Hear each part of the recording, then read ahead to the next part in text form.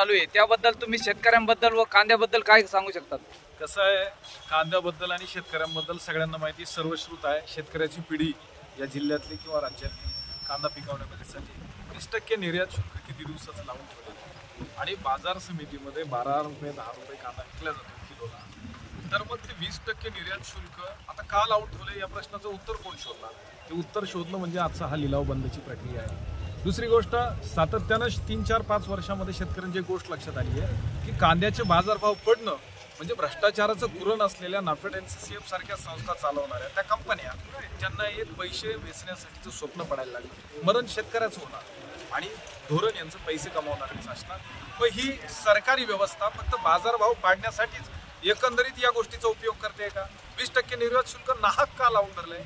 जर बाजारपेठामध्ये कांद्याचे बाजारभाव काहीच नाही, नाममात्र आहे, तर मग तुम्हाला निर्यात शुल्क हटवून द्यायला काय झालं? कांद्याचे बाजारभाव 25-30-35 रुपयापर्यंत गेल्याने काय असा मोठा फरक पडणार आहे? परंतु त्यावर बोलणारे कोणी नसल्यामुळे अधिवेशन काळही आहे. सभागृहामध्ये हा विषय चर्चेला गेला पाहिजे. राज्यानं पुढाकार घेऊन केंद्राकडे शिफारस केली पाहिजे की आमचं असलेलं निर्यात शुल्क हटवलं पाहिजे आणि ते हटवण्यासाठीच म्हणून शेतकऱ्यांनी या ठिकाणी उद्रेक केलेला आहे. हे उद्रेक तुम्हाला जास्तीचे पाहायला भेटू शकतात. मात्र तुम्ही आता तातडीने या गोष्टी जर नाही केल्या तर मात्र मंत्री, आमदार, खासदार या सगळ्यांना गोष्टी अडचणीच्या होणार आहे हे सुद्धा लक्षात घ्या.